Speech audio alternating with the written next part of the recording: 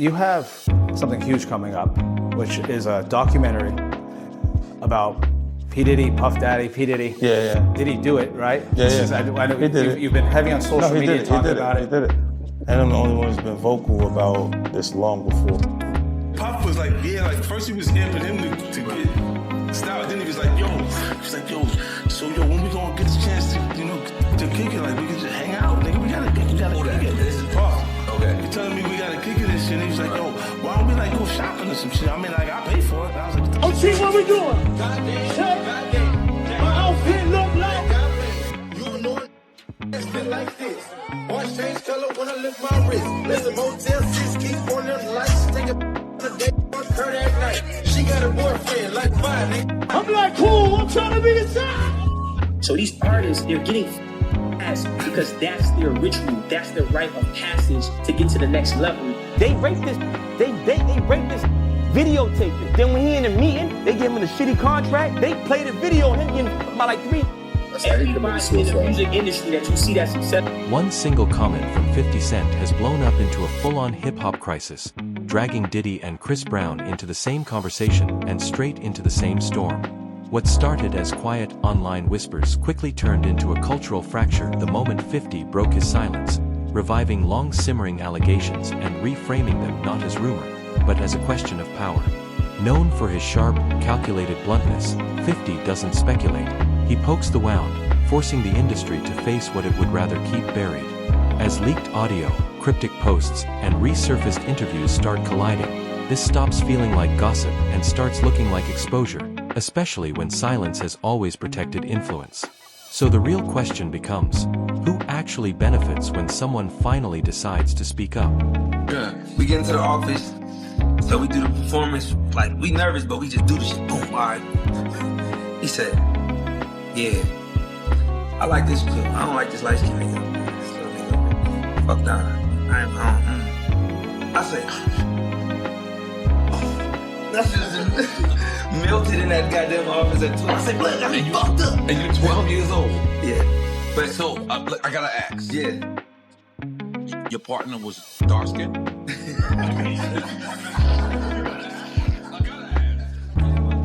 Before the scandals, before the chart domination, Chris Brown's path almost ran straight through Diddy's Bad Boy records, and then came to a dead stop. Chris has always talked about idolizing Michael Jackson, not just as an influence, but as a near mythical benchmark of greatness. An early rejection from Diddy could have crushed that dream. Instead, it sent him on a detour that completely reshaped his trajectory.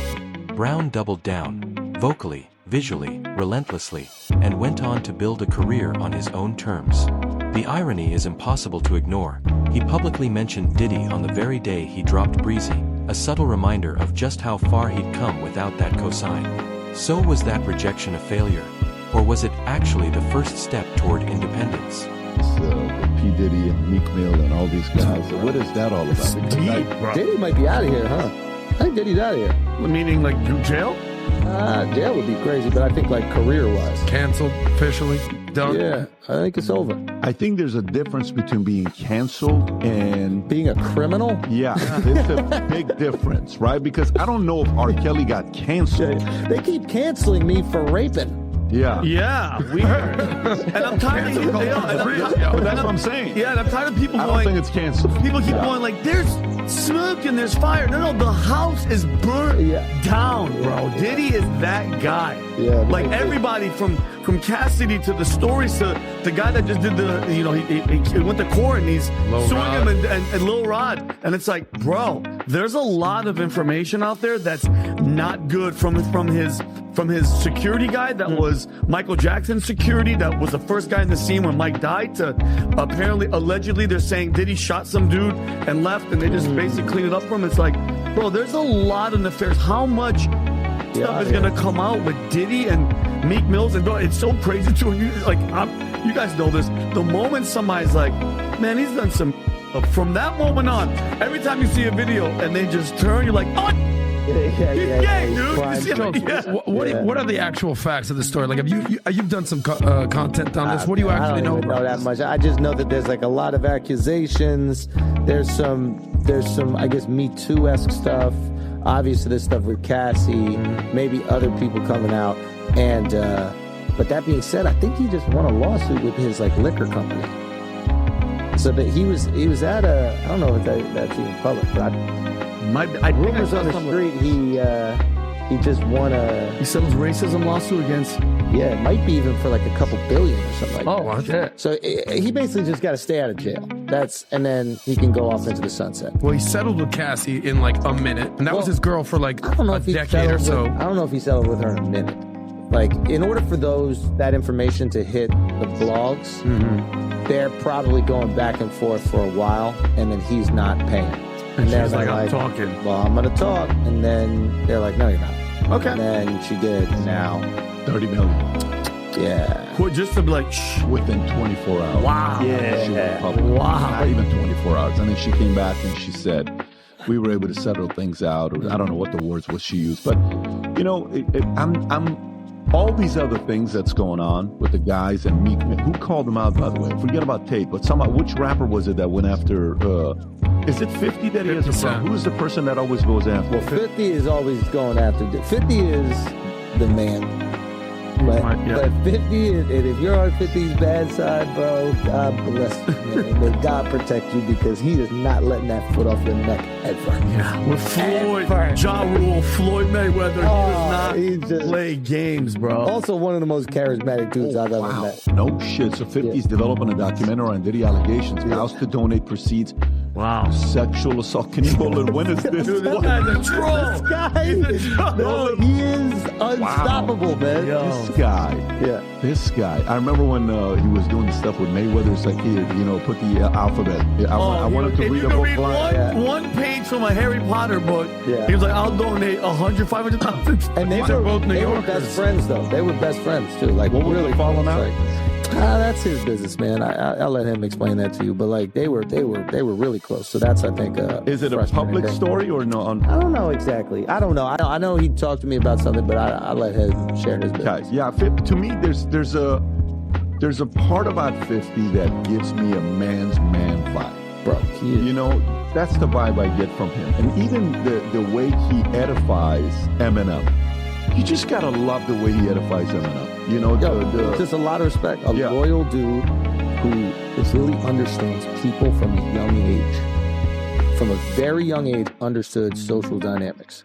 Like he told me, he was like, yeah, when I was like 12 or 13, I was raised by like old heads, and I was just observing. You know, get to talk a lot when you're with the old dudes. You just kind of watch the power dynamics, watch how things work. Man, he told me some crazy story. I don't know if I can share, but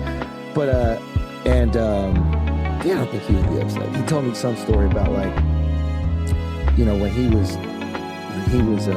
first got out of prison or something like that. Like he had like a crew of guys, and you know, he went from being the dude, you know, on the block to potentially being lower now because other dudes rise when you get locked up. But he still had his crew, so he was getting paid whatever he was getting paid to be part of the organization. And he said in the beginning, he started taking all the money that he was making, all the money that he was getting paid, not in the beginning, after he got out, and he would pay it to his guys so his guys wouldn't think that he wasn't still the man. So he's making zero, right? But his guys, he still needed them to realize, yo, he still got it like that. And he just understood at a very like basic primal human level what he needed to maintain the loyalty, the hierarchy, and the power position. And I'm like, you're like 17 at this fucking time? How the fuck do you understand that? So it's no surprise to me when I see him thriving in these different industries, but also like not at all sacrificing who he is. Like he's still a wild dude on the internet and in Hollywood producing films. Like he can really kind of say whatever he wants. It's quite impressive. I told him the first time I saw him, I was like, bro, what do you have on all these dudes? Yeah. And he's like, man, I don't even know what you're talking about. Yeah. Dude, he's that guy. But listen, to me, it stops with Diddy at the Tupac story. That's what stops for me because you know, you go down the rabbit hole and you're just curious about a topic and a story. You keep going down, and then you bring detectives and you're talking to guys that were involved, and eventually like, yeah, no. And I was a kid, 2 days, 3 days, I would say, in high school was like days that I was startled, confused, in pain, hurt, Magic getting engaged when he came out and did the HIV positive interview. Yeah. You know, it was Michael retiring and he's stepping away from the game, and it was Tupac getting killed. Yeah. Those 3 days were the days where it's like, you know, as a kid, you follow those stories. And I think, I don't know, a lot of people have Diddy's influence behind Tupac and Biggie, but I'm convinced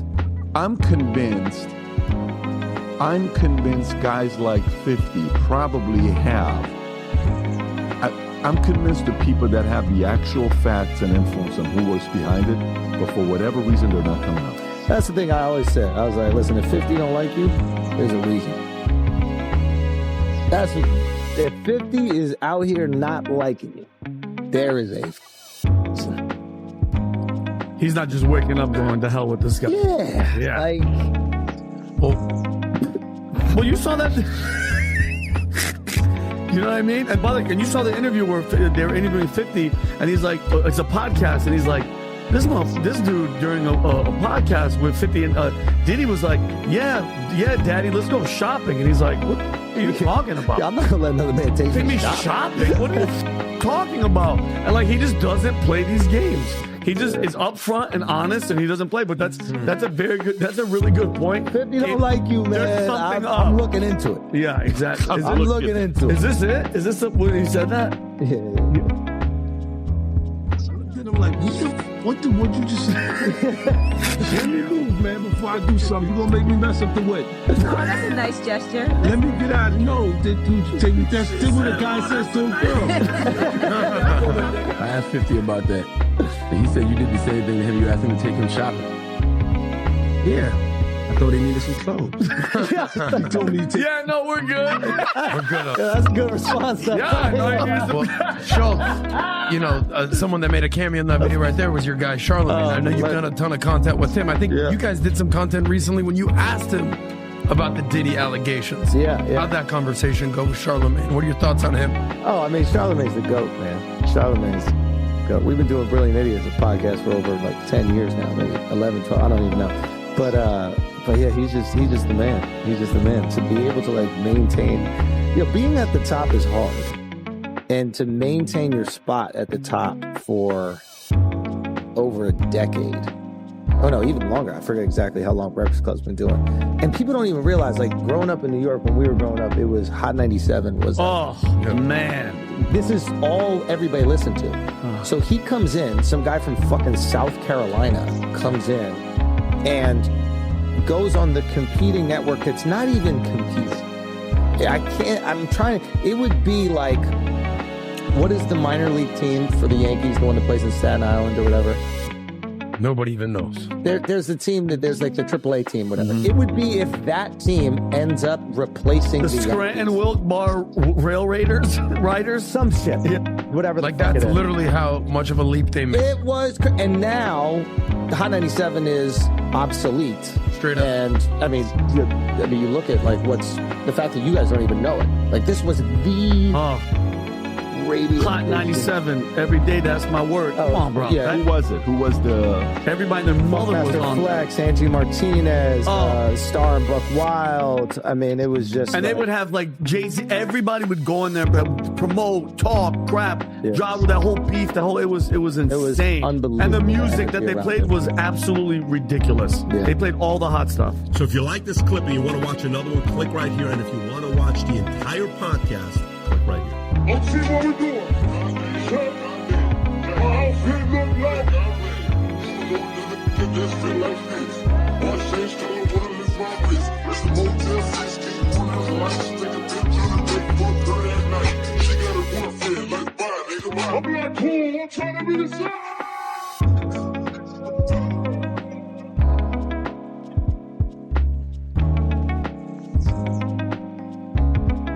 What used to stay locked in backroom whispers is now bleeding into the mainstream.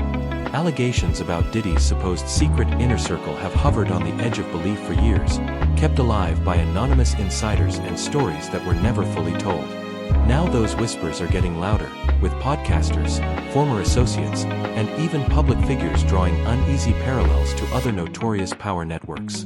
Nothing has been proven, but the patterns people keep pointing to: control, silence, excess, feel uncomfortably familiar. As curiosity starts racing ahead of hard evidence, the line between investigation and speculation keeps getting thinner.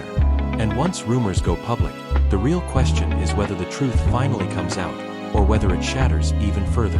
You back on the platform, man. Yo, we still here. We still doing it. Let's keep it going, brother. Happy to be here. Hey, I had to bring you back, man. The people love you, man. So, it's only right to bring you back. But I want to get right into it, right? Why do you think Diddy haven't been indicted yet? Listen here, bro. It's a term in the legal field that you can indict a ham sandwich. But the Southern District of New York has a 98.2 conviction rate.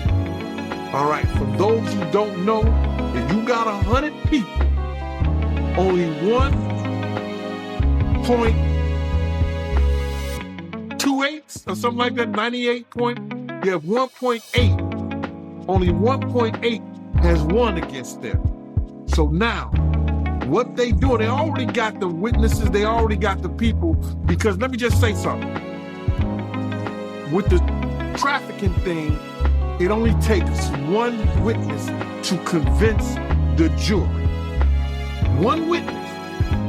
And we know who that witness is going to be. Cassie. She filed a civil suit against him. So it only takes one in this trafficking charge. It only takes one witness. Now we got other people like Jonathan Odie, who was one of the workers, that he gave a testimony, or he gave some information to some agents that he was working, doing acts with Cassie, cross states, going back and forth, this, that, and the third. So it only takes one witness. So now, the reason they haven't went after him because there's more to get into. It's more to get into. It's not only trafficking, it's the alleged, the guns, the alleged drugs. And I'm saying alleged because they haven't came out with any formal charges yet.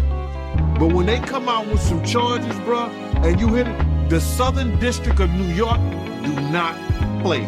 And people don't play with them.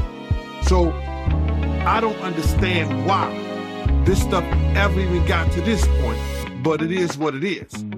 It is what it is, bro. The reason they haven't came down and got him yet, they going through his taxes. You hear what he said? They had all the people that he did business with. That they're gonna go through everything that he did with a fine-tooth comb. And when they set that and they get what they call discovery to his lawyers, he either say, I'm gonna take your time, because if he go to court with it, 9 times out of 10, he gonna spend the rest of his life behind bars. So the reason they haven't did it at this point, it's a lot of paperwork, bro. They got a lot of people working different angles. They got the drug angle, they got the tax angle, they got the what else? Say the drugs, the tax, and then they got the guns that were found. They got to do a trace on the guns that they were found in the house. And then, if you got 250 cameras, there's a lot of footage that them agents got to go through. So, they got a lot of work to do, bro. They got a lot of work. What they took, how many years to indict Keefe D? They took a lot of years to indict Keefe D. And now he's sitting in jail. So they got a lot of work to do, bro. And it ain't gonna happen overnight. So I would think that probably in the next two months or so, he might be looking at something, bro. And you said that Diddy, he got over 250 cameras? He had over 200, they found over 250 cameras in his house, man. Damn. Allegedly. That's what they were saying. So you do believe that Diddy is going to prison? Oh, he's going to jail, bro. And I don't wish jail on nobody, for real. I don't wish jail on nobody. You understand? But they already got their star witness. and you only, for one charge for the sex trafficking, you only need one witness. One witness. That's crazy. I don't believe R. Kelly. You see what they did to R. Kelly? He went to jail for sex trafficking. He was dating those girls. Those girls was living at his house. Those girls was going back and forth with him with him. How the hell did he get trafficked? And Diddy don't. Based on Cassie paperwork. In the middle of Diddy's unraveling story, Chris Brown's old rejection suddenly feels loaded with meaning. What once sounded like a minor career setback now reads like a cautionary footnote in a much bigger scandal. Some fans see his near miss with Bad Boy as fate stepping in at the last second. Others think it was just smart timing that created distance from a ship already taking on water. Either way, the contrast is hard to ignore. Diddy under intense scrutiny, while Brown is experiencing a career resurgence in an industry where who you're linked to can define your destiny. In hindsight, that absence may have been Brown's greatest protection. Sometimes survival isn't about who stands beside you, but who you never do. Okay, this is boxer. His name's Twan. He was married to Tanisha Arnold. The broad played Pam, Martin Holmes. We went to the party with her. It was matter of fact, it was a set it off party. Jada Pinkett, Vivica Fox, all over there. You know what I'm saying? It was just, seemed like Puff and Tupac was like a couple, it seemed like to me. It was just a lot of weird shit going on, and, you know what I'm saying? The vibes ain't there. I guess that's what Tupac was talking about, the Illuminati and shit. It's like Vivica Fox was with this big gay man, he was 6'9". They called him, his name 6'9". He had the red hair with big old booty, and nobody cared. I'm like, what the fuck is going on here? There's just a lot of weird shit, dude. You know what I'm saying? Shit. It ain't right. And I guess that's what Tupac, I guess he wanted to get up out of the Illuminati. So, but I seen her there. Matter of fact, MC Lyte pulled off with Tanisha Arnold. You know what I'm saying? In her brand new 560. Black. Yeah, that shit weird, dude. Yeah, that's some weird ass shit going on, you know? Yeah. And what was Tupac doing at the party, yo? Him and Puff was there together. They was there, you know what I'm saying? That's why I don't know how they fucking fell out of her like that. They was road dog. You know what I'm saying? They even got pictures of him. He got on that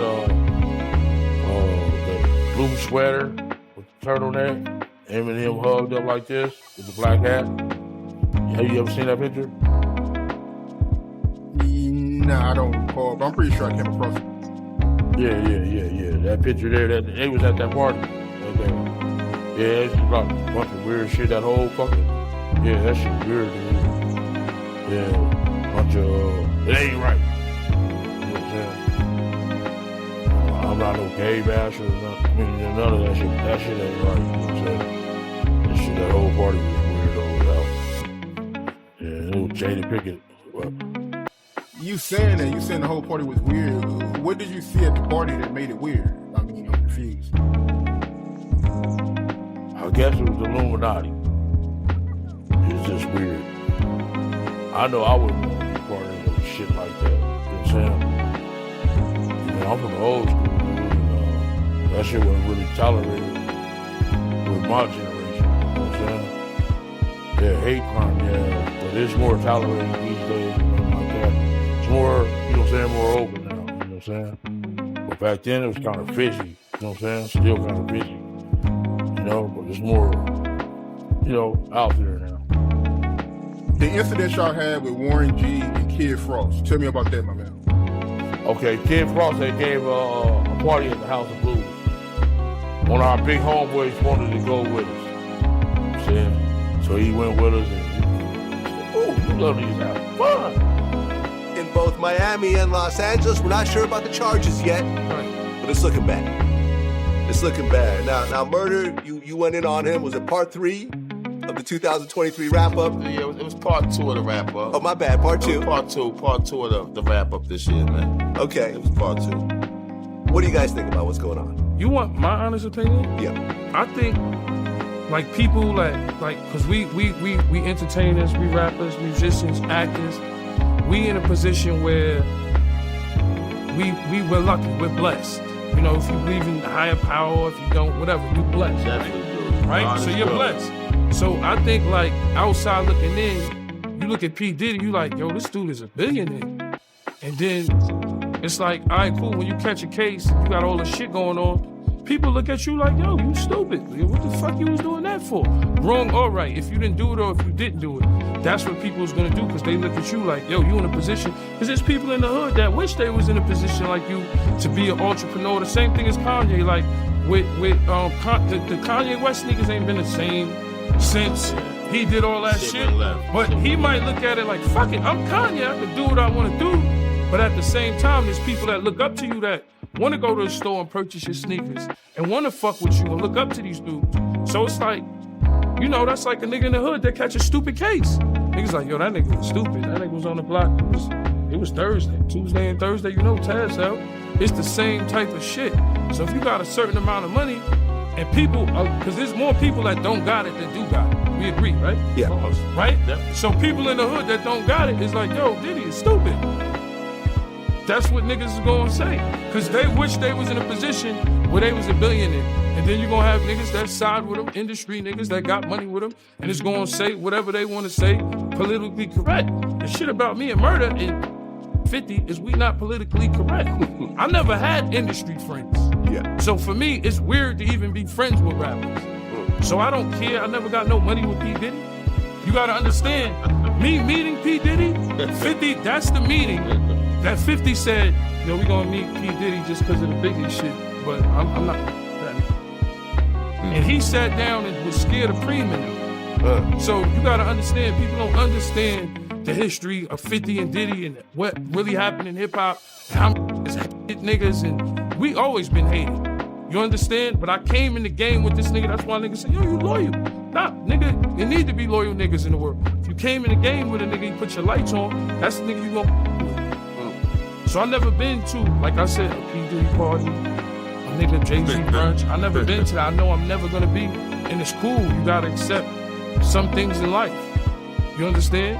But with P. Diddy, like, come on, nigga. Like, what do you think is gonna happen when you got $1 billion and you just fucking with random hoes, supposedly? You know what I'm saying? When 50 Cent speaks, it's never accidental and almost never harmless, delivered with that signature mix of calculated humor and quiet menace. He framed the situation not as a scandal, but as a system, one that maintains control through fear, favors, and enforced silence. His hints about additional tapes weren't threats, they were reminders of leverage. 50 isn't chasing clicks here. He's challenging the hierarchy, pulling back the curtain on how power actually operates when no one's supposed to be watching. Untouchable figures stay untouched for decades. In doing so, he shifts the conversation from individuals to systems. If power depends on secrecy, what happens when secrecy collapses? I'm sorry, I'm a little upset about it, because Al B. Shore just came out of his coma. I've been talking to Al and we've been texting back and forth, and I'm just glad that he's alive. Text.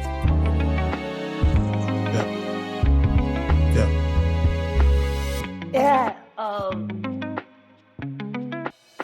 But when you think about Kim, I was thinking to myself the other day, Uptown Records started with 5 people.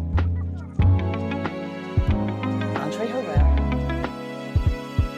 Al B. Shore, Hetty, and Puffy.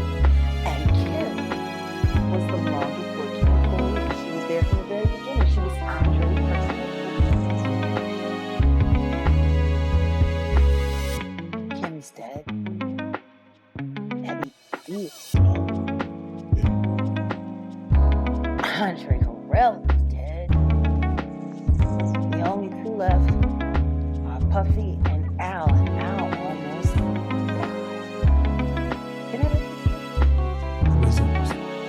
Heavy D was Andre Harrell, heart attack. Kim died from pneumonia, but there's the first coroner's report that said that she died. It was ruled a homicide, and they found toxins in her body to prove that she had been poisoned. You know, they have poisons that create heart attack and pneumonia-like symptoms. And then right after that, Al had a meeting, and I was going to meet up with him because we were in Vegas, and the next thing you know, you want to know what they all had in common, though? The survivors and the late of Uptown Records, they were all writing tell-all books. Andre was writing a book right before he died. Heavy D was working on a book before he died. Kim Porter was working on a book before she died. And Al B. Sure was working on the documentary of his life. And then he goes into a coma. Has Puffy ever been in a coma? Has anything happened to him? He must be the luckiest motherfucker, because it seems like everybody that worked at Uptown Records from the very beginning. Come on. Just him. I guess Al disappointed you. You know, I speak for a reason. When you see this bullshit ass game, people that you love, that you like, you know, it's too many coincidences. Too many. Honeycomb. Oh.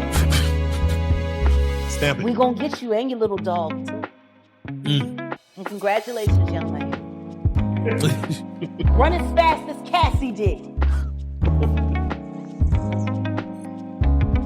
Has anybody asked themselves about that shit? I mean, yeah, I'm sure a lot of people are asking about what's going on with it. Yeah, a lot of people are looking at it as like that's the way the new relationship should work. What, to get paid? Yeah, She was basically. getting $500K a month. She quit because he dropped her down. Yeah, I think that's where they're at with it now. No, but understand this. Think about this. And there are women in this room. Why would you quit? What is going on that $250,000 ain't enough? Ladies? Like, fuck the fact that he... I'm just saying, the fact that he cut it from 500 to 200. Who the fuck gives a shit? 200K? Who 250K? Who turning down 250K a month? What the f is going on in that relationship that 250K ain't enough? Could see some things. That ain't worth 250K. That's gotta be some dark shit. Like, people are not understanding that girl quit 250K. 4 million every quarter. Well, I'm sorry, $1 million every quarter. Now she was getting $2 million a quarter, but then she got, you know, you got going on. That's so deep that it ain't worth $1 million a quarter. They told a story about Cassie one time, and she was saying someone had asked her why she cut her hair, and she was like, Diddy said he just liked it that way. And they said when she answered the question, it was like she was in a trance. Like she was just like, I just don't know. Diddy just said he would like my hair this way. It is. They was like so in awe, like how she didn't even have a thought about it. It was just what he wanted. That's how he operates. He has people followed. He has people watch. He does all kinds of fucking. He's a fucking piece of shit. This isn't just another scandal. It's a full-blown referendum on legacy. Diddy's empire, once synonymous with dominance and vision, is now under a level of scrutiny it's never faced before. In contrast, Chris Brown's story looks cleaner, shaped not by alignment, but by distance. And then there's 50 Cent, stepping in as the disruptor, part provocateur, part truth-teller, willing to crack illusions that others work hard to protect. As more voices start surfacing and more stories begin to line up, the real question starts to take shape. Isn't whether the industry will change, but whether it can survive its own reflection. Is this the fall of an icon or the moment the mask finally slips?